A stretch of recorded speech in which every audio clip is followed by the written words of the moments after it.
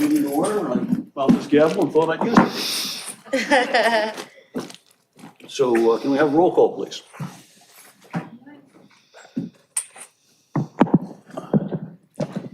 Commissioner Arata? Present. So Commissioner Arata, Present. Commissioner Bajaj, absent. Commissioner Funabashi, absent. Commissioner Nafisi, Here. Commissioner Bealy, Here. Commissioner Sal, Present. and Chair Simpson. I am here. So let's salute the flag. Okay. Commissioner Tuck, can you lead us in the pledge?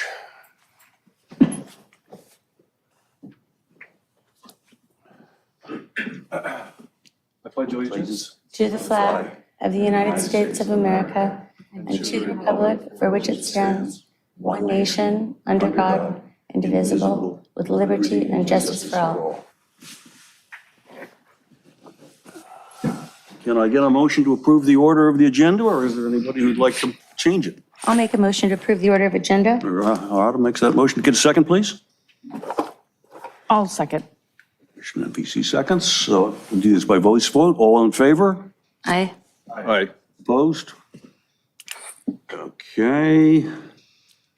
Blue folder items, I believe you sent around one. One blue folder item, yes? Do we need to have a motion to receive and file that? Yes, please. Can we get that motion? I'll make a motion to receive and file. Thank you, Commissioner Arata. Second? Second, motion receive file. All those in favor? Aye. Aye. Opposed? Okay, it's received and filed.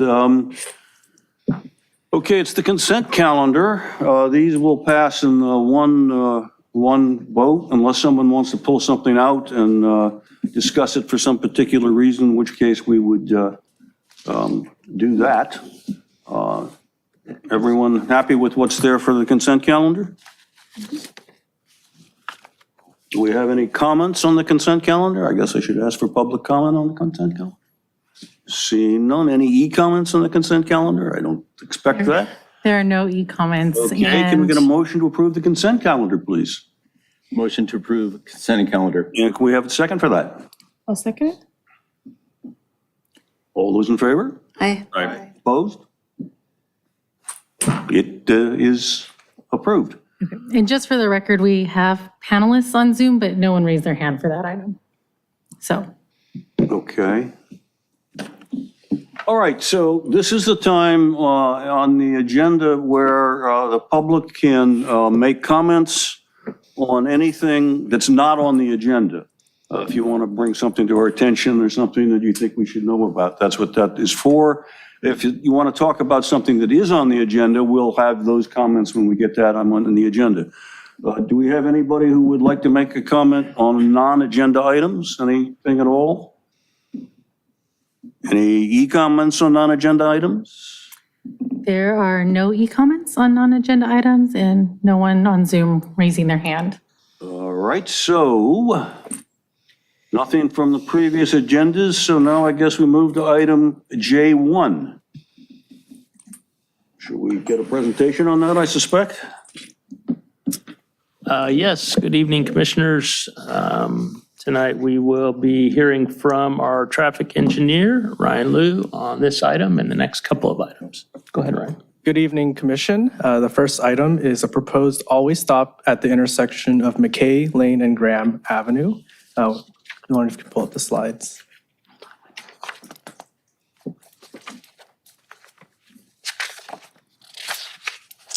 So as an overview, here's the neighborhood with the star being McKay Lane and Graham Avenue and the intersections around it.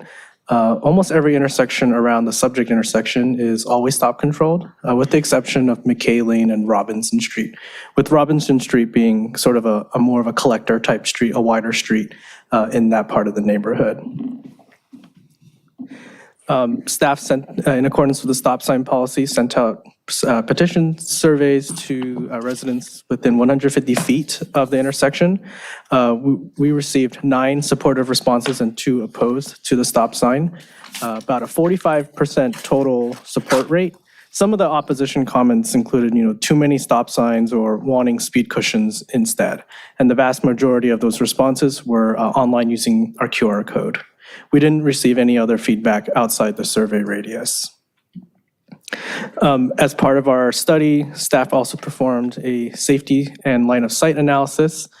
We took a look at the intersection and found that there were some sight distance concerns on the eastbound and westbound approach due to some structures, fencing, and depending on the amount of utilization of the street parking on the street. So we found that there were some visibility concerns on Graham, which is the stop-controlled street.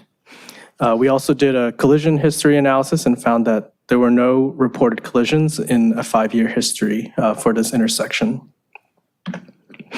So based on the intersection line of sight concern that staff have, we do recommend installing an always stop at this intersection, and happy to answer any questions. Anyone have any questions? So it's entirely based on the site issues. That's correct, yeah. All right. Do we have any public comment on the proposed installation? Yes, please. Come forward, state your name.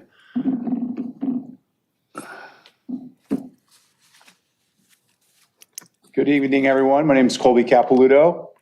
Esteemed City Council women and men, thank you for allowing me to join the conversation. Every day in the U.S., there are 20 deaths of pedestrians from being hit by cars every day. Per the Governor's Highway Safety Association, the highest rate it's been since 1981. I happen to live on the corner of Graham and McKay, where we have stop signs directly in front of our home, but not to the left of our home on McKay. In fact, I drove here tonight on McKay in its entirety, all the way from my house to Ripley, and out of 17 intersections, we were only one of 2 without a 4-way stop sign.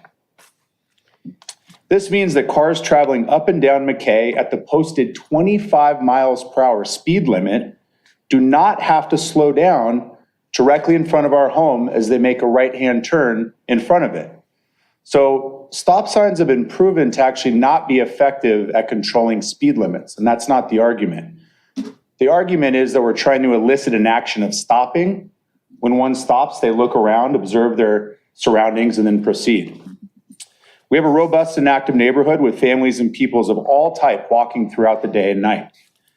In my home, I'm fortunate to say we have 2 young girls, 2.5 and 5.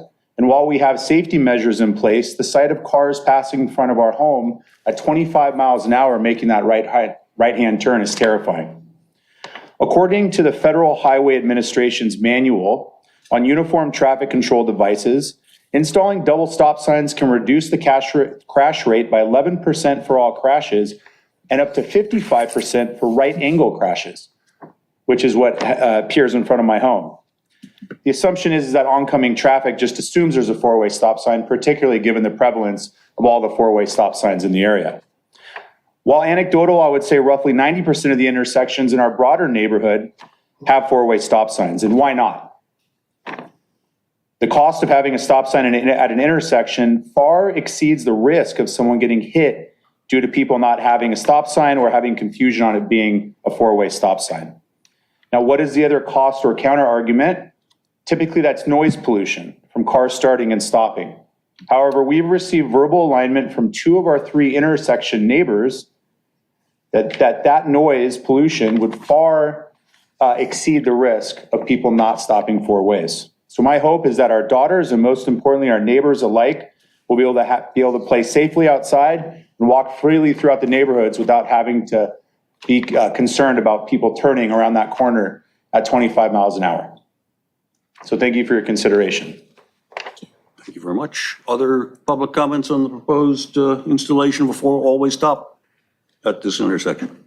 Do we have any e-comments or Zoom comments or telegraphic comments or?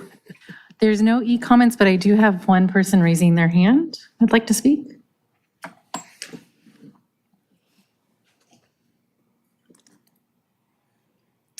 Hi, Cynthia? Hi, can you hear me? Yes, we can hear you. Perfect. So I don't have as many data points as Colby does in his speech, but I did want to say that I'm also one of those neighbors on across the street from him that is on the corner of McKay and Graham, and am definitely in support of this. There's been many times where we have seen cars, like Colby said, assuming there's a four-way stop and there isn't one, and many cases where accidents are almost happening, and not only with cars, but also with bikes. We have two tween boys who ride bikes around the neighborhood with their friends and would like to know that they are going to be given, the option to, or have these stop signs to help protect them. I know it's not going to do everything. They need to obey the laws of the road and everything, but I think having that stop sign there will make us all a little bit more comfortable around the neighborhood and on this corner. That's all. Thank you very much. Any other public comments? I gather there's not. Any thoughts, comments from fellow commissioners? I mean, there hasn't been any accidents in 5 years, but due to the line of sight, I'm going to support staff recommendation of the always stop installation at Graham and McKay and make a motion. Make a motion to, Yes, please. okay. Someone like to second that motion? Sure, I'll second that motion. Okay. I guess we should probably do a roll call on this Yes, thank you. since it's a substantive issue. Commissioner Arata? Aye. Commissioner Nafisi? Aye. Commissioner Beely? Aye. Commissioner Zhao? Aye. Chair Simpson? Aye. Motion carries, obviously, and staff is to carry on with, it goes to city council, am I correct? That's correct, yep. At our first available meeting, we'll get it on the agenda. Thank you, everyone. Thank you for coming to speak. Item J, I guess. So item J2 is a modification to the red curbs at 517 Emerald. This is the section of Emerald between Central Court and Francisca. So this came out of a resident request. They had moved in and was wondering why there was so much red curb on the north side of Emerald Street. So as you can see on this map, the section between PCH and Francisca with Central Court, kind of an alley cutting through the middle, and the red showing, the subject block. And here's a view of that street. As you can see, 517 Emerald is the house, that sort of lone house there. To the west is the Seacoast Church of Redondo Beach. And so they have an entry and exit driveway sort of straddling that tree over there. In between is all red curb. That white car is the only parking spot on that half block. And then to the east, up to that Francisca intersection, it is all red curb. The resident came to staff requesting the reduction in red curbs because their driveway is non-standard and the driveway is very narrow, so they might have some trouble parking their cars there. As shown in the administrative report for this item, staff is proposing to remove approximately 40 feet of red curb on the north side of Emerald Street between Central Court and Francisca. So that would be one space under that tree between the two driveways over here, and one space in front of 519 Emerald, which is currently an empty lot. We would still be maintaining the red curb around the driveways, a little bit more red curb next to the Seacoast Church driveways, and some red curb for the intersection at Francisca. So happy to answer any questions. I have one. Why do we think the red curb was put there in the first place? We looked into some history for this, and Google Street View since at least 2008 showed red curb along that whole block. We also talked to the Seacoast Church as well and see if they had any history or knowledge of why there was so much red curb there, and they didn't really know, but they also were not opposed to removing the red curb. The original staff request was actually to place two spots between underneath that tree. There is room for two spots there, but after talking to the Seacoast Church, they preferred to have just one spot. So staff went forward with that, with their recommendation as well. All right. Any other questions?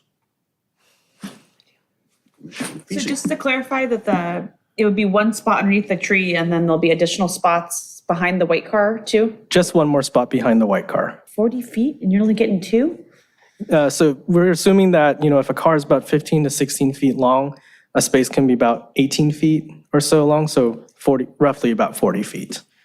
If we take away more red curb, then we might get like a quarter of a space, but that wouldn't park a car.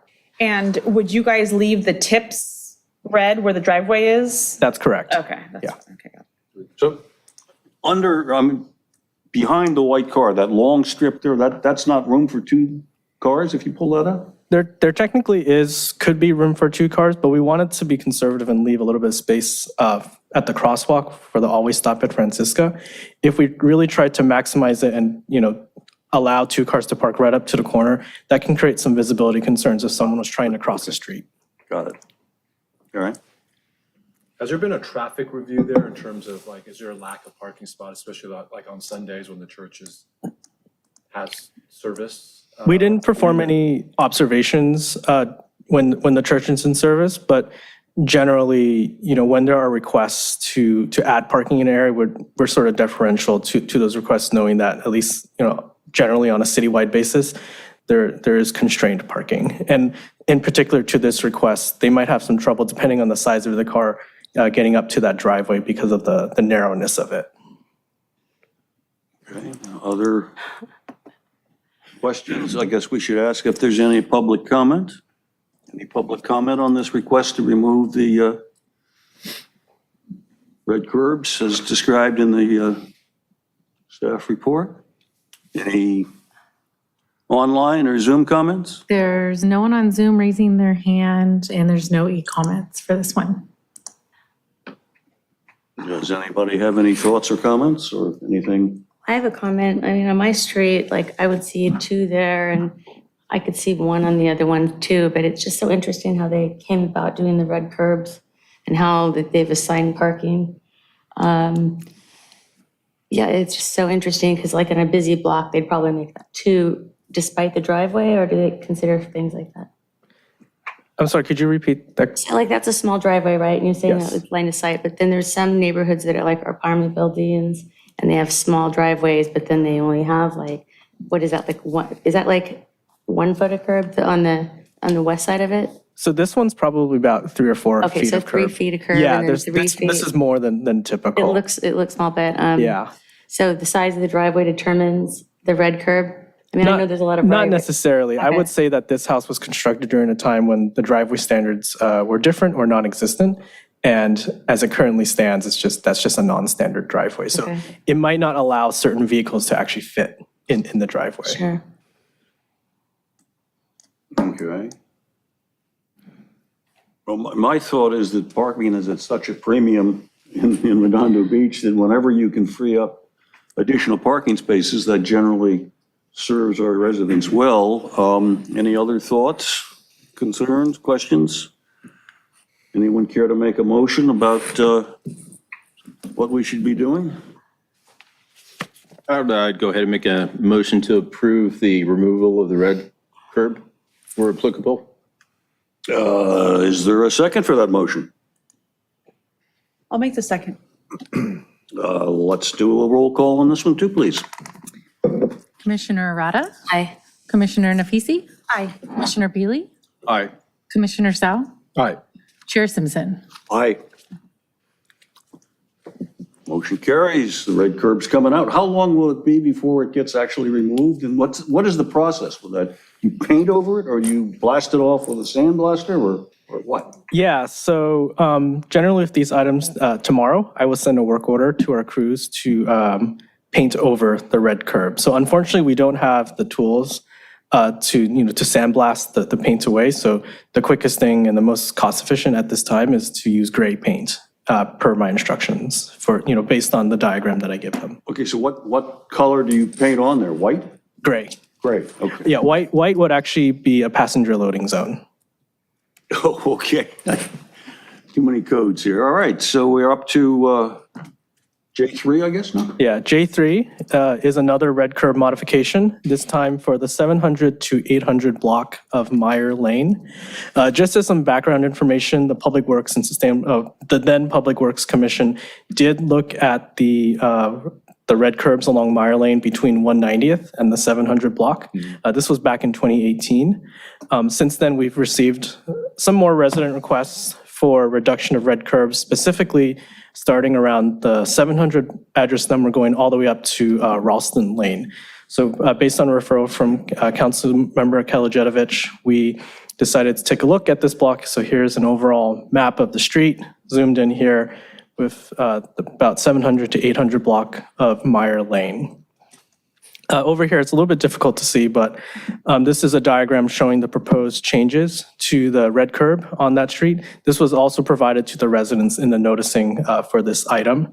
The lines that are away from the street are the current red curbs and current parking on this section of the street.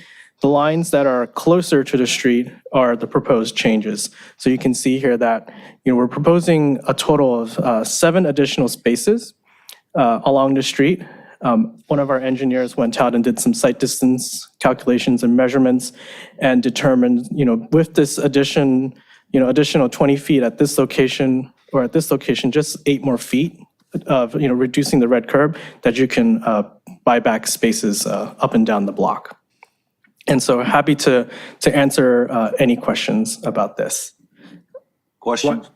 Why did the previous commission reject? Was it staff recommendations back then that they rejected? Back in 2018, the study was done for not this block, but further south, all the way up to 190th. I believe that the commission at the time did not vote in favor of the reductions based on resident input. Yeah, we had, and I'll jump in, we had, I don't know if you can go back one to your overview map. So there's an apartment building on that 500 or 600 block on the west side of Meyer Lane. And on the other side of the street, there's some commercial properties, and we were getting large trucks doing unloading and things like that there. And so it's kind of a different situation up here in these blocks. It's more residential. There is some multifamily there.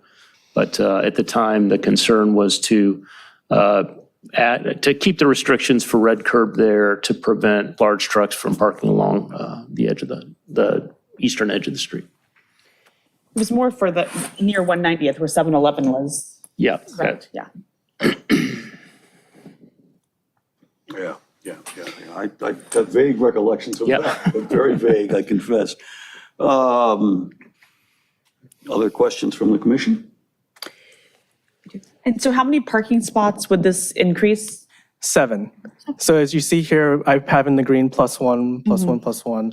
We have a location where we can add 2 spaces. We actually reached out to the church located over here, and they also didn't have any recollection of why there was a huge long stretch of red curb over there. And so they were not opposed to the reduction of that. So the owner of the church lives in a house right next to the church.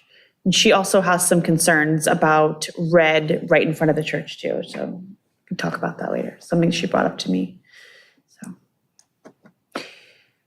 So we're going to increase it by 7. Yes. And we would tip all these with the red so that people can still be able to back out of their parking lots too? Because I know that's a big concern. So, I mean, parking lots, driveways. Yeah, so if there's extra space left over, we would still keep it as red. We would only paint over with the gray only as much as needed to gain back the proper amount of space for, an additional vehicle to fit and maneuver. Okay. Let's see, or the public comment on this? Yes, we have Douglas McAdams and then Todd Mosich. Right, sorry. Good evening, Commissioners. My name is Douglas McAdams. I'm a resident of 700 Meyer Lane, which is the property on the far bottom right of the graphic that you have on the screen in front of you. I'm here to voice my opposition to the removal of the red curb, any more red curb removal. It's currently a bad, unsafe situation to begin with, and you're just going to make the situation even worse. It's a leap of faith every time we exit our driveway and try to turn southbound, northbound too, but mainly southbound onto that street with this rate of speed of the cars that are coming northbound on Meyer Lane from 190th. Over the last 5 to 6 years, I know of personally one person, being me, that has gotten in an accident exiting that driveway. I was fortunate, my wife was fortunate, we were unscathed, but the car that collided with me, totaled. Passenger in that vehicle, taken by ambulance to the hospital with potential spinal injuries. So I just encourage you to think about this a little bit more.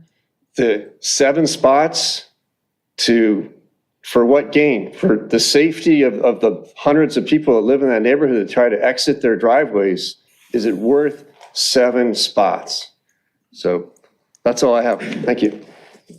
And also, you mentioned line of sight. I'm sorry, please come to the, you're gonna, you have to state your name. To add, the line of sight, if you go, any one of you try to pull out of our driveway, it's impossible to see anything, nothing. And it's a leap of faith every time. So if you, as a traffic engineer, look at line of sights pulling out in that narrow street and the speed in which all the cars are coming off of 190th, it's really dangerous.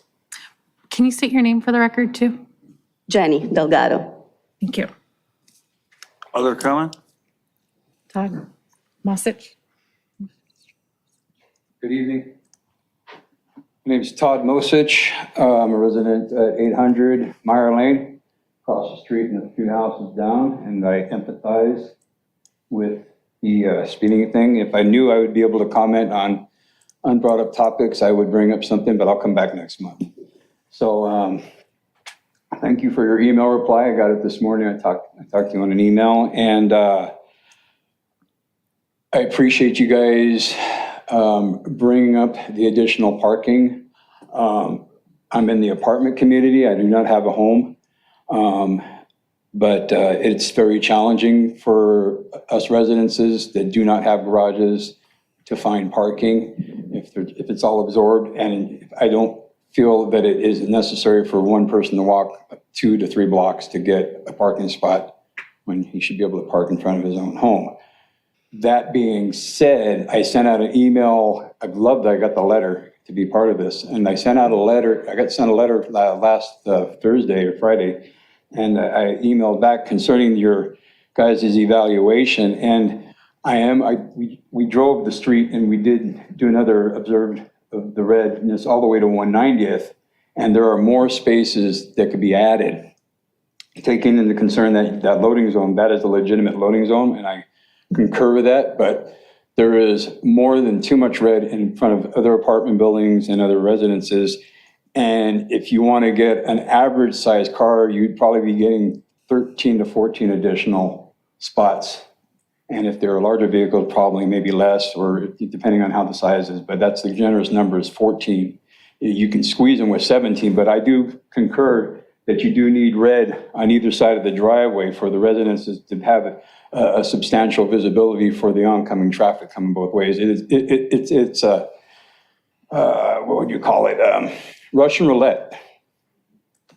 You know, I have to do 3-point turns in front of my apartment to go the other way or make a U-turn or whatever. And I'll bring it up next month, but traffic either from the 190th or from the street for where they want to put the stop sign on is a drag strip.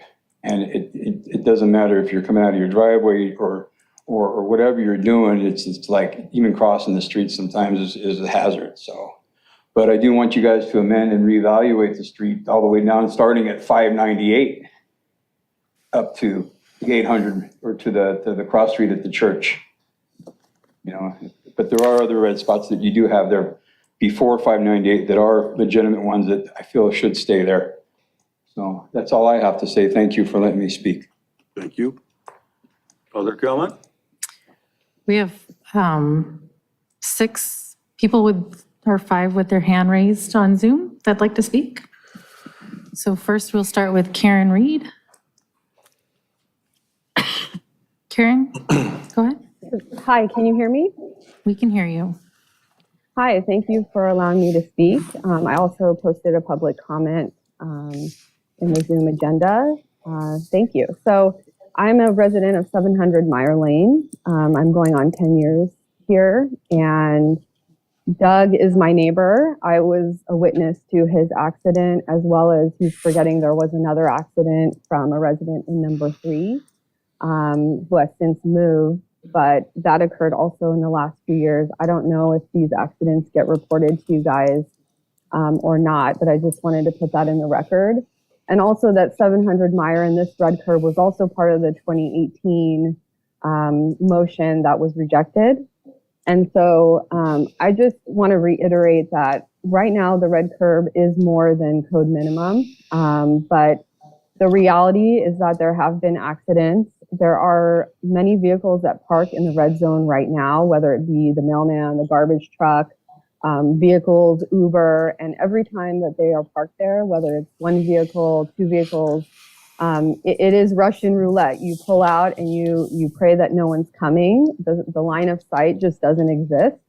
And for one parking spot to reduce down to like a 31-foot red curb rather than 51 is just not worth it to me. And it already is a very dangerous driveway. Not to mention the 700 driveway is already shared with 720 next to us, which is condos, a very large complex.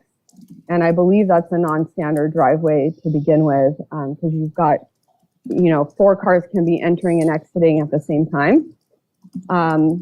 Lastly, when I wanted to touch on the Ralston and Meyer intersection, Meyer Lane is a pass through from 190th to Ripley, and people drive on the street at high speeds. There are dips that were put in to slow speeds, but they don't work where they are. And Ralston is a pass through to Washington Elementary. I drive this multiple times per day because my kids attend Washington. And if you reduce the red curb there, there's going to be an accident. I can guarantee it, because right now cars crest the hill coming from Ripley and you cannot see them coming. They're going southbound down Meyer Lane. And again, you just pray and hope that no one's coming. So there is no stop sign there. I think if you add a stop sign, then perhaps you can reduce the red curb. But the way it stands right now, it's already incredibly dangerous and line of sight is not there. I know that per code books, I'm a civil engineer myself. I understand, there's code minimums and standard practice, but it's just not reality. And it doesn't take into account human error and human reaction times, and the fact that there's a lot of traffic on Meyer and Ralston, especially during school pickup drop-off times. So I just wanted to point all of that out. I strongly oppose this. I am stressed out every time I pull out of my driveway as it is, and also at the Ralston intersection. So please do not make it worse. I know that parking is of importance, and there's a lot of people that live on Meyer Lane. Meyer is a very strange street with commercial properties towards 190th and a lot of residences. And I don't know what the answer is, but removing these red curbs is going to be a really huge safety hazard. And I think you guys are going to see a lot of accidents that result because of it. Thank you. Thank you. More comment? Yes, we've got Nicholas Verhey. Nicholas, Hi, good evening. Can you hear me okay? we can hear you. Awesome. Thank you. Thank you, commissioners, for hearing this. And thank you to the District 3 council member who also answered my email. I, too, like the previous gentleman, am a resident of 800 Meyer Lane. And he pretty much covered the same topics that I noted. I do recognize that with respect to the 700 Meyer Lane housing and parking scenario, I do see that there's potentially more risk there and empathize with those residents. I do disagree with the parking situation at the intersection of Ralston and Meyer, though. I park there regularly and see people parking in the red there quite often. And using that intersection myself, I have not felt that it is a unsafe intersection. With the issues noted by the previous speaker, speeding is definitely a problem. I would absolutely support putting a stop sign in that intersection. And I think that would do a lot more to remedy the general speeding problem. I don't think that these red curbs in their current state are preventing anything worse than what would happen with extended red curbs, though. And very much in support of at least removing the red curbs in front of the church, along with the red curbs on the west side of the street in front of 715, 713, and 711 as well. As one of the commissioners noted, parking is a premium. Those of us who live in the apartment complexes are not afforded the luxury of a driveway or a two-car garage, and we're left to park on the street. And quite frankly, I have found myself having to park 2 blocks away. You know, I get home from work, and then I'll finish it off with a 2-block walk because I can't even park in front of my own apartment, or even a block away from my own apartment. And so I think, given that the traffic engineers have done line of sight studies and find it reasonable to add these curbs in without reducing the line of sight per the requirements, I very much support the removal of the red curbs. Thank you. Thank you. Next, we have Ted and Cynthia Preby.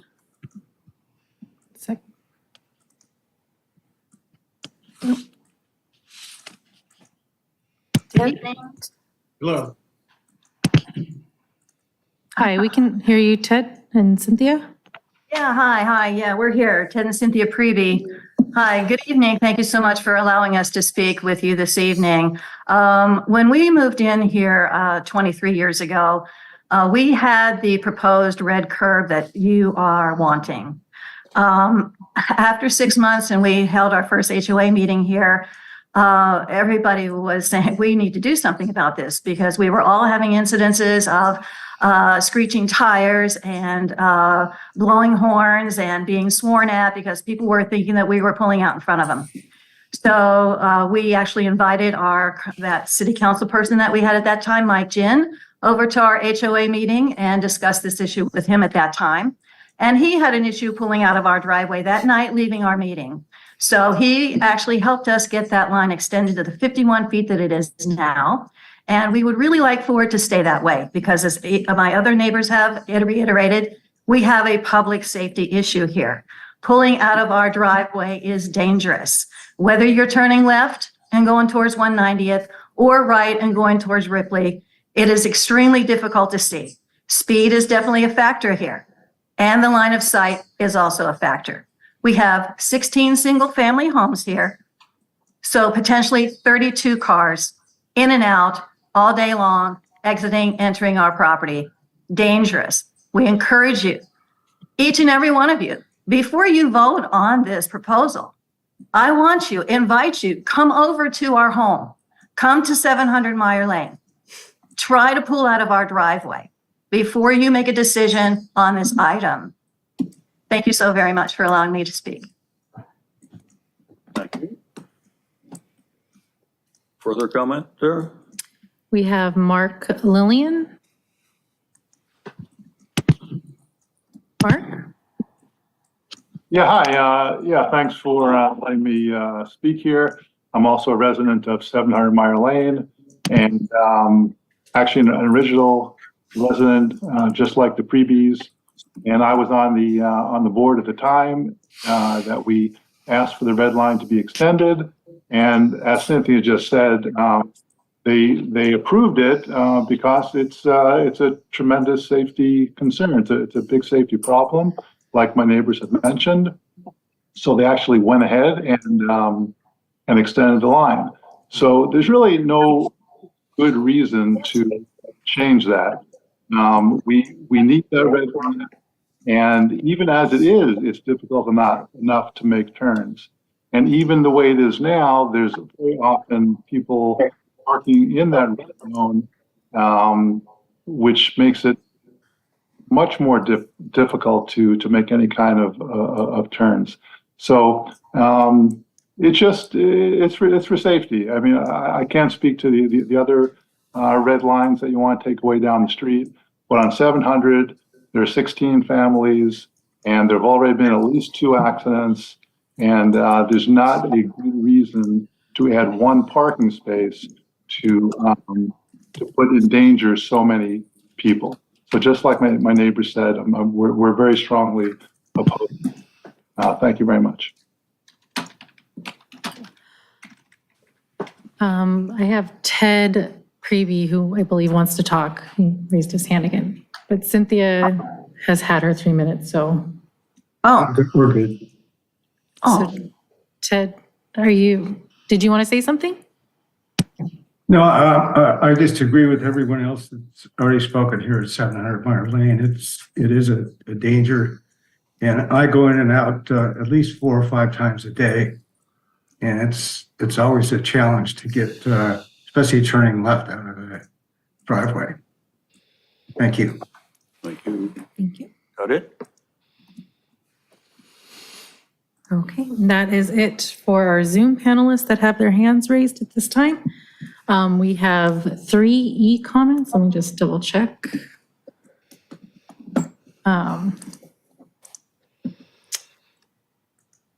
Yes, so 3 e-comments. One is in support and 2 are opposed.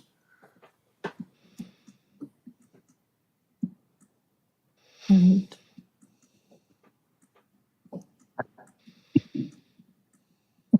where's my picture up there? hold on 1 second, sorry. Oh, she's still on. All right. Okay, no further public comment. Questions from the commission to the staff? I do have. Yeah. No, please go ahead. Yes. I want to confirm something. The red curbs that you are proposing removing, all of them will have significant, or not significant, all of them will have line of sight room, so they'll have the tips so people can see. Is that what I'm hearing? So if you look here, you say like specifically to 700, there's All of them, or no, or some? Give me an idea of what. some of them will, I think most of them will still have some level of red curb. So you can see here proposed, we're adding 4 feet, but we're still maintaining a level of red curb at these driveways here. Okay, so okay. Yeah, I would say actually all of them. Where there's a whole bit of red curb, we're still keeping some red curb. We're only adding just as much to add the number of spaces we need. So why are some people saying that the line of sight is still impacted if if you've got 3 feet on each side? That seems like a significant amount of space to be able to see. Is that not enough space, or have you not gone out there to see if that is enough space? Or We did go out there and see. Sort of, I guess what I want to state is that, for a typical driveway, people are mostly backing out. Most driveways don't have any red curb at all. Right. Specific to 700, I'm assuming that people are exiting their driveway facing forward. And there's currently 51 feet of red curb there, and we're proposing to shorten it to 31 feet. 31 feet is longer than what we have at actually most intersections as well. I don't know of very many other driveways that have that amount of red curb. But at the same time, I'm not exactly sure what the residents are saying. All I can state is that the conditions that I know of are much more generous than most driveways in the city, facing forward and having, what we're proposing, 31 feet. something else that I've noticed and witnessed myself, I have walked that block quite a bit. The traffic is pretty intense and people swing around 190th pretty fast. Can you tell me a little bit about the history and the traffic mitigation that we've done on Meyer Lane to address any of these? I know this is not the first time. I've heard these comments before. Has there been anything to address the traffic on that street? I'll jump in there because Ren's only been here 6 months and we haven't done anything then. I've only been here 7.5 years and I don't remember addressing speed on this street, just parking.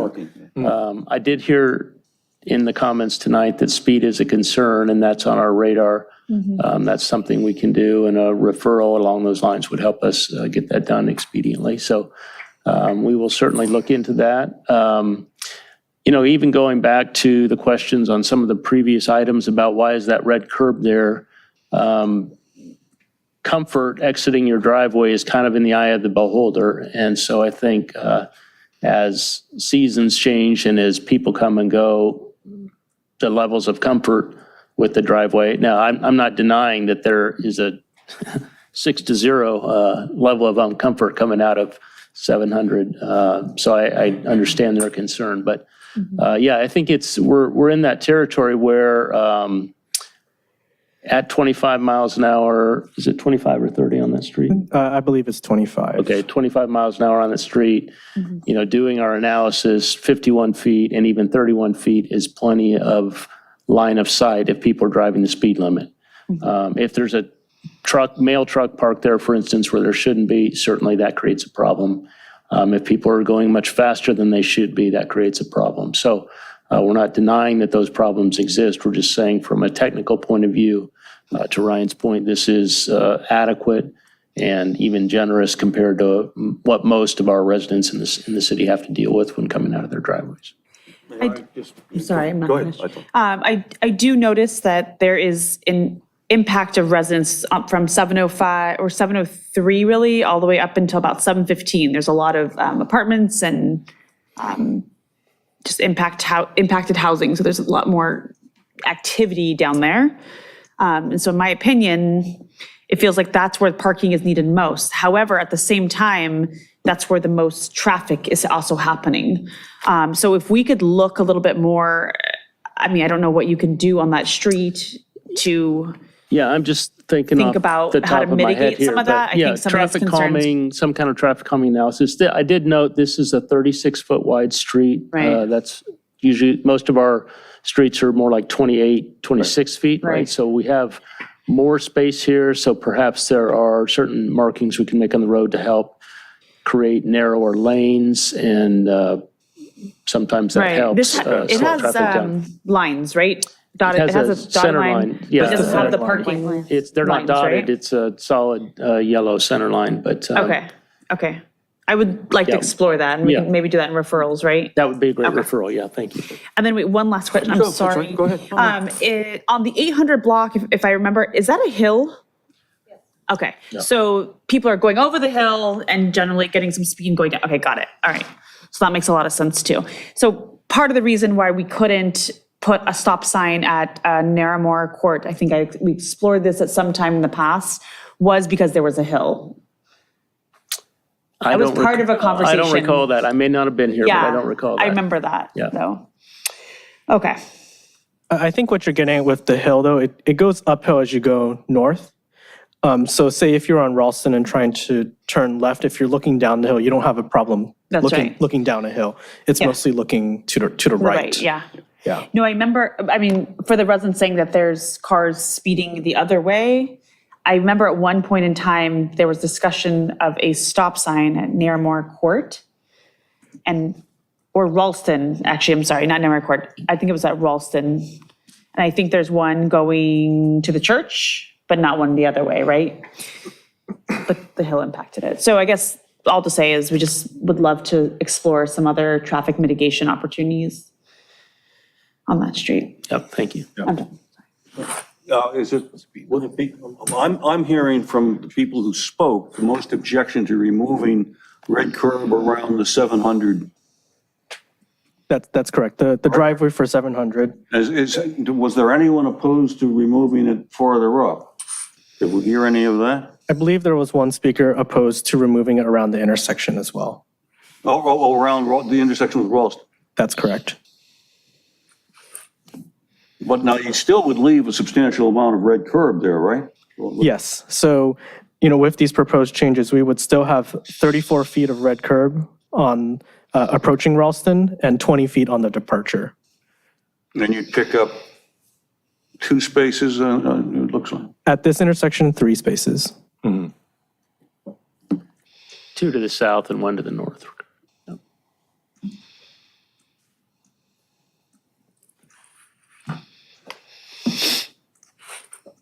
I have a Right? Yes.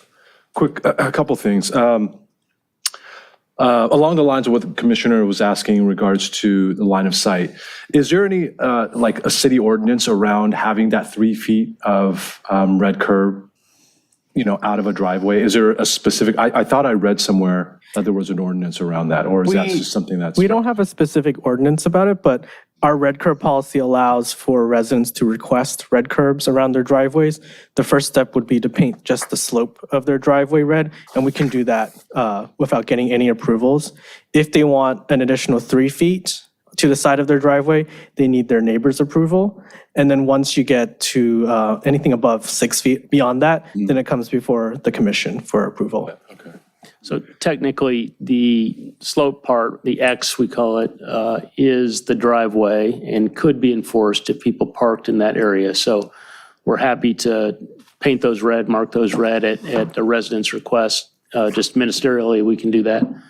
Beyond that, there's a little bit further process to get the neighbors' consent and that kind of thing. Understood.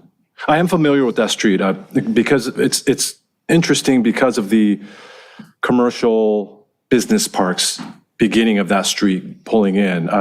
My kids actually took some music lessons there, so I'm somewhat familiar with the traffic on Meyer.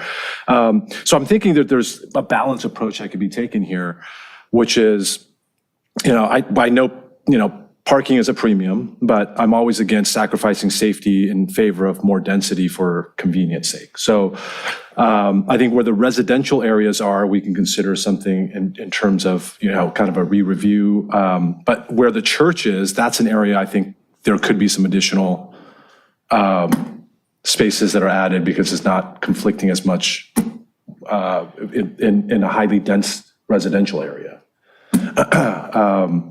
But it's something that we would have to consider as a commission. And then obviously, speed being something that we should consider looking at, maybe making some speed reduction mechanisms like speed cushions or whatever else, especially the residents that brought up issues around that. Okay, any other questions or comments or? One more thought. Did we survey residents on this or it just went straight from the council member to us with the recommendation to remove it? So the residents that requested it first went to the council member, and the council member made a referral for us to study it and bring it before the commission. So you studied it, but we didn't actually ask the residents? We provided notice to the residents that this meeting would be occurring. And in that noticing, we did provide the proposed changes. Okay, but we haven't asked them if they favored it one way or not the other. We didn't Is that survey correct? them the way we would do for speed cushions, for instance. Yeah, that's correct. That's helpful to know. Thank you.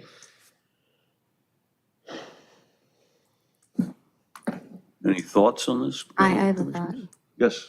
down here. To immediately address the speeding issue, is there room for you to put the portable speed light awareness? The speed trailer, trailer. yeah, that's something we can easily make Yeah. a request to the police department to park their trailer out there, certainly.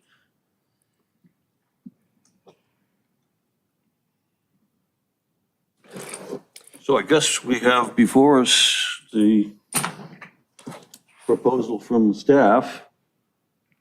Can you go to the thing where our options are there? Yeah, so this recommendation is for the whole section. But if, we're happy to consider any other, a partial or combination of different sections for reduction or none at all. Commissioner Ross? I mean, it's just so interesting because I live in a building and there's 3 feet and I understand the Russian roulette. You pull out, if there's big cars on both sides, and I think I'm coming out a different direction. I think they're probably backing out, but you never know, it's difficult. And to get the additional 6 feet, it's difficult. So, this is definitely a safety concern. We don't go in and out. We have a small population of the residents who want it one way or another. But it's very difficult to decide to take it out or give them more. And then there's the accident, so that says a lot.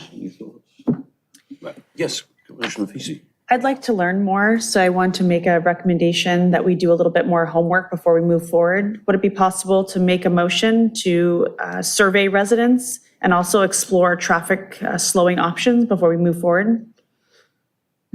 We can certainly do that. That is my motion. Is there a second for that motion? Sure, I'll give it a second. Could I just request a little specificity about how you'd like us to do outreach? Just a questionnaire or a, So you guys have a questionnaire that with a QR code and just put it out there to we'll every make one resident like, that lives there? Yeah. just ask about all 7 and are you in favor or not? Or some subset of the 7? Yeah, I think, I mean, what we want to have, I mean, it strikes me that there are some specific areas that the residents don't want to see the red curb removed. There are other areas that it may make sense and there doesn't seem to be opposition. That may just be because people haven't voiced it yet, but I mean, it seems to me at the end of the day, we need to know, as this motion would do, with some, what people are feeling with some kind of a survey, which is the motion before us. But I'm wondering if there's a way that we could break it down and present it not as all of them, but, each different one is, we're in favor of this one, in favor of this.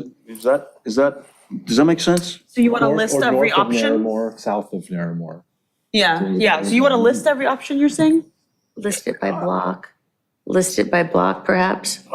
Well, it's not just blocks, Or is it? like I mean, the sections, that they want to, so 1, 2, they want to do 1, 2, 3, 4, 5 allegedly blocks. I would say something along the lines of check the boxes of the red curbs you support and put this map on there and put a box. Yeah, and I don't Has a survey claim to like be, that been done before by the city? not that specific. That's my sense. Again, just having experience doing these kind of surveys, not a lot of experience. I'm no expert certainly on surveys. But if we give too many boxes to check, you kind of lose some of the value or the response rate. And There's I only would, 7. We can do it. and I would say, See how it goes. I would say that the city's current red curb policy is that anything over 6 feet comes before the commission, and that's generally for adding red curb, but we've also used that policy where we've reduced more than 6 feet, then we've come before the commission.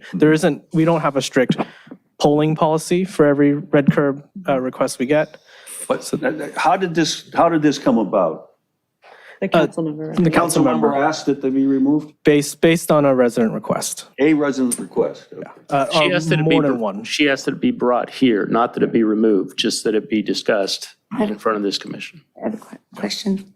Yes. Chair, are we able to table this just for a little bit of time so that perhaps we could go and tour it and put our thoughts together to really, unless we do it right now, to think about exactly how we want to make the recommendations to proceed? Your motion was what now, again? Well, my motion was just Table it. to survey residents Yeah. and also explore any type of slowing options on that street. And I think in that time, each one of us can go visit it and learn more too. It's an opportunity. And just a timeout, are we able to, you said that this is a little bit wider, can they do the white lines down this street? We'll look into it So, certainly. yeah, It's a we'll traffic white line calming. it. We'll white line it, which gives a little bit more space. Mm-hmm.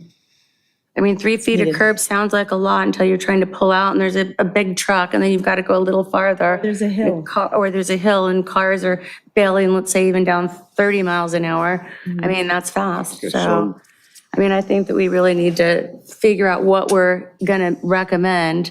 And if we want to sit here, we got all night. Not technically, but. So your motion again, let's make sure we have it. So my motion is to survey the residents and explore traffic calming mitigation on Meyer. So we can explore it next time, next meeting. And And we then, want to set a time in there for the report back, or do we just wait until staff's done? I would ask you to give us at least 2 meetings, so March, no sooner than March, just we've got a kind of a heavy lineup already for February. Okay, so the motion would be that be done by March. And right? get a trail, That's get a speed We get a trailer. second? We'll get it, stand by, get a street trailer for speed awareness to the neighbors. How quickly could that be put out there? So we can certainly do that. We would probably want to do our observations before we put that Sure. out there. We wouldn't want to Right, yeah. influence behavior before we do our Oh, sure. And observations. Commissioner Nafisi, and perhaps add, look into a stop sign to slow the flow of traffic somewhere throughout that, canvas that area. I'm open to any traffic option. Yeah, so traffic review. control or That was a safety. very long street, so I assume there'll be multiple measures to think about how we're So going to I'm hearing friendly amendment, always stop consideration in addition to traffic calming. Okay. Okay, right. I got one question to ask. For a fire plug, what is the, how far are you supposed to park away from those? Is that still 15 feet? Current is under current state law, within 15 feet, so a total of 30. Right, so 15 feet on both sides of the fire plug. Yes. Okay. Okay. Do we have a second for the motion? I'll second it. Okay. And the motion is the traffic, check into traffic calming and survey the residents and report back by March. Okay. Could, no sooner than March, maybe April, just depending on what else is on our agenda. We have a number Okay, of things on there. okay. If you want to coming back prioritize in it, April, right? if you want it in March to prioritize, we can, but we have some other things on the list. That's, all right, we have a roll call vote on this. Yes, we have Commissioner Arata, Aye. Commissioner Nafisi, Aye. Commissioner Beely, Aye. Commissioner Zhao, Aye. Chair Simpson. Aye. Okay. Passes. Thank you very much. All right, this next item, we're moving from traffic to native plantings and pollinators. This was an item that we brought before you last fall on 2 different occasions. We heard from, if you can give me the next slide there, thank you. We heard from a private landscape contractor, we heard from the South Bay Parkland Conservancy president, and we heard from an employee of the city of Torrance who is the steward, naturalist for their municipal parks, on the various advantages and challenges of pollinators and native plant species in public spaces. This commission elected to form a subcommittee to further analyze some of this information, break some of the recommendations down, and the subcommittee requested to be on tonight's agenda and provided a 1-page exhibit, which was attached to your staff report with potential recommendations. I'll back up just a little bit. This item came to the commission through a strategic plan initiative.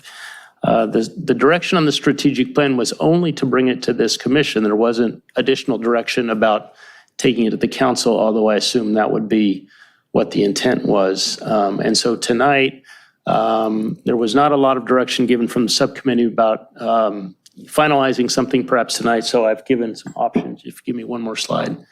After discussing the matter and the proposed recommendations provided by the subcommittee, to either direct the subcommittee to continue their work on proposed recommendations with any other additional thoughts you have and bring it back for another future meeting, or directing the subcommittee to work with the staff, especially our parks maintenance staff, our urban forester, et cetera, to finalize some proposed recommendations and bringing those back for approval at a future meeting, or some other option as you may determine.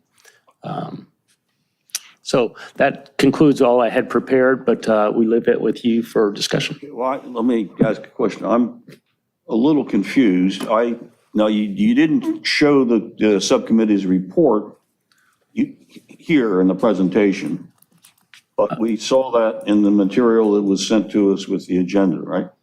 That's correct, and I can pull it up. I have it here, I'm sorry. And I read that as a sort of a thing that said, these are the recommendations that we think we should be doing. And if the commission, for instance, said, gee, very good job, those are perfectly what we think should happen. I mean, would it be, I guess is it the case that that report could be considered a final report and the recommendations be going further directly to, that's. So let me answer that in 2 parts. The first part is, we weren't given specific direction to present this as a final conclusion. If that's the case, then we just didn't want to make that assumption. Secondly, I do think that it would be wise to let the staff get their hands on this a little bit and maybe expand, contract, massage to make it fit what the municipality can do in the course of business.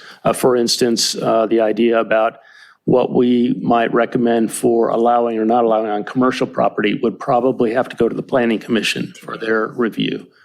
So I'm not sure it's quite in final form in terms of taking it to council, but if the direction from the commission was, this is a great start, we trust the subcommittee to work with staff to get something to the council from here, that could be done. Ted told me specifically, this was near and dear to his heart, he would hope it would come back for some of his thoughts. He couldn't be here tonight, but that certainly doesn't need to stop you if you would prefer to push it forward without seeing it again in the future. So in other words, what one suggestion here is that the subcommittee continue to work with staff to develop it. And that's what you're chair of the subcommittee. That's what you'd like to have happen? Well, I'm not sure if I was the chair of the subcommittee, but I believe as one of the subcommittee's members, that I would recommend directing the subcommittee, depends on what the rest of the subcommittee, to work with staff to finalize the proposed recommendations for potential approval at future meeting. And I think that's great because that gives us some more direction. And that's what I would recommend.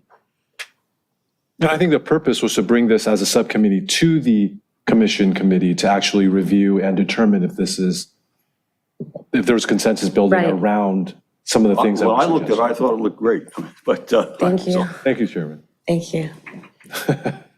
Other commissioners? Commissioner Nafisi, thoughts? Or do we need to talk through it? What is the action item?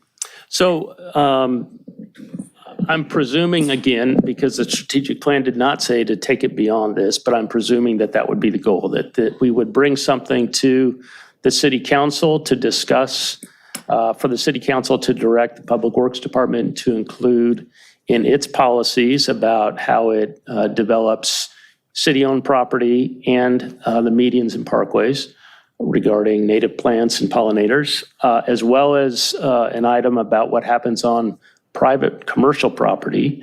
The residential part is already kind of taken care of in our residential design code. So I don't think we have much room to move there. I don't think it was part of the strategic plan item. So the question would really be that in terms of an action item, is this what's been presented by the subcommittee? Is there any more that the commission would like to do with this? Is this a good place to hand it over to the staff and the staff would work with the subcommittee members to make sure the intent is understood, maybe make a suggestion about some additional species, for instance, that would go on some of these lists. I saw something about developing plant palettes that might take a little bit of back and forth, that kind of thing. And then that final document would come to the. And then we would take it at some point to the city council. And I guess the real question is, do you want to see it again before that happens as a commission? Or is this enough with your input tonight to move forward without coming back to the commission? So are they done? Do they feel like they've met enough? I guess that's what I'm trying to figure out. Do you want to work with staff some more? Is that what we're saying? Commissioners? I think a good next step would be convening and discussing with staff on some of our recommendations or assumptions on some of these items, because they're, all three of us aren't the experts necessarily on each of these items. Yeah, so we would want to, resort to a domain expert, whether in the city or one of the other individuals that spoke here previously. But we made some recommendations that we thought were kind of the most appropriate. So therefore, we would like to have some discussions around that with staff. So certainly we would love to discuss that with staff further. So what I'm hearing from the subcommittee is that we should go for option number 2 here, direct subcommittee to work with staff to finalize proposed recommendations for potential approval or future meeting. Is that? I have another question. This is for private and city property, right? So this would be for the city right-of-way, which is managed differently than city-owned parcels property, which is managed differently than private property. So it's really 3 domains here. Okay. So, but not residential. Correct. Okay. Yeah. I'm good with moving it forward. So can we get a motion then to direct subcommittee to work with staff to finalize proposed recommendations for potential approval or future meeting? I think I made the motion. Make that motion? I believe Get I a did. second someone? Second the motion. And can I just ask a clarifying question? Sorry.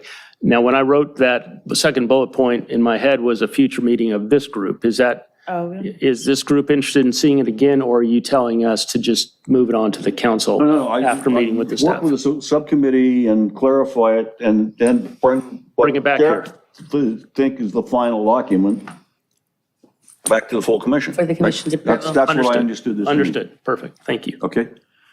Can we have a roll call vote? No. Is there any public comment on this? No, there's no e-comments. Let me, everyone left on Zoom, I believe. Let me just verify. Yes. So no panelists on Zoom. Okay. So can we have a roll call vote? Commissioner Arata? Aye. Commissioner Nafisi? Aye. Commissioner Beely? Aye. Commissioner Sao? Aye. Chair Simpson? Aye. And the question, having passed this, when do we expect that we'll come back before us again? That depends on the subcommittee, I suppose. Fantastic question. Let us have one meeting with the subcommittee and figure out what kind of timeline we're Sounds thinking. good. Maybe like 3 months. Yeah, depending on who Yeah, all maybe we like, talk I mean, to. you have a lot, I know you have a lot, everything's priority based. This is probably low on the chain because this is just an idea, right? Yeah, this can go at any time. Yeah. There's no timeline with the council. There's no annual deadline, for instance, to get policy established. So this really doesn't have a fuse burning So on like it. within 6 months, maybe, in the next 6 Yeah, months? why don't we meet first and we can maybe report Yeah. back at the next meeting about a timeline. Our next All right. meeting, okay, that's good. Well, we've covered all the items on the agenda, so it's now time for item K, members referrals to staff. We got any of those? I do. I thought you might. First, I wanted to thank Ryan for following up on the light at Barrel, and Maria, looking forward to getting that in. I understand the complexity of it and the length of time that it takes to come. I'm sad that it's going to take another half a year because there's students over there, so anything you guys can do to expedite that would be helpful. Along the same area on Barrel, in between Paulina and Maria, there is also a red curb. Speaking of red curb, I don't know why it's there, but the school is experiencing a lot of challenges with parking and teachers parking.